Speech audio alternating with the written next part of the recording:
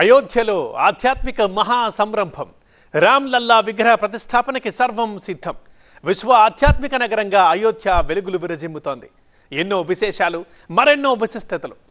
వేల ఏళ్లు కాదు, వేల ఏళ్లైన చెక్కు చెదరని సాలిడ్ స్ట్రక్చర్ అయోధ్య సొంతం. భూకంపాలు, సునామీలు, ఎలాంటి ప్రళయాలు వచ్చినా సరే అయోధ్య టీవీ ఇంచు కూడా చెక్కు చెదరదు. అలాంటి అయోధ్య ఆర్కిటెక్చర్ని చూసి ఇప్పుడు ప్రపంచమే అబ్బురపడుతోంది. మరి సర్వం రామమయం, సకలం కమనీయం, అణువణువు అద్భుతమే. భక్తి శ్రద్ధలే ఇటుకలుగా, భవ్యంగా దివ్యంగా అయోధ్య సాక్షాత్కారం. యావత్ ప్రపంచమంతా ఇప్పుడు సనాతన భారత్ వైపు చూస్తోంది.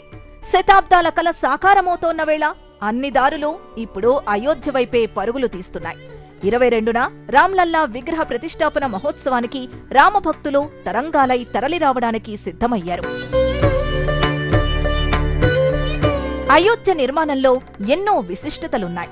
చారిత్రక అంశాలతో పాటు ఆర్కిటెక్చర్లో అద్భుతమైన సైన్స్ దాగుంది. 2500 ఏళ్లు, అంతకుమించి ఫరెవర్ అనేంతగా సాలిడ్ స్ట్రక్చర్తో అయోధ్య మహాలయం టీవీగా కొలువు తీరిందిలా. అయోధ్య ఆలయ నిర్మాణంలో సోంపురా కుటుంబానిది కీలక పాత్ర. గుజరాత్ సోమ్నాథ్ ఆలయ నిర్మాణానికి ప్రభాశంకర్ ఓగద్భాయ్ చీఫ్ ఆర్కిటెక్ట్. ఆయన మనవడు ఆశిష్ సోంపురా అయోధ్య ఆలయానికి ఆర్కిటెక్ట్. సాధారణంగా ప్రముఖ చారిత్రక ఆలయాన్ని నిర్మించేటప్పుడు 200 మరో 500 ఏళ్లు మనుగడ సాగించేలా నిర్మిస్తారు. కానీ జబ్ తక్ సూరజ్ చాంద్ రహేతా తబ్ తక్ అయోధ్య తేజ్ రహేగా అన్నట్టుగా ఆర్కిటెక్చర్ ని డిజైన్ చేశారు. లేలేత సూర్యకిరణాలు, రామ్లల్లా చరణాలు స్పృశించేలా గర్భగుడిని అష్టభుజి ఆకారంలో డిజైన్ చేశామన్నారు ఆశిష్ సోంపురా. వేద శాస్త్రాల ప్రకారం విష్ణువుతో అష్టభుజి ముడిపడి ఉంటుందన్నారు. ఆలయ శిఖరం కూడా అష్టభుజిలో ఉండటం మరో విశేషమన్నారాయన.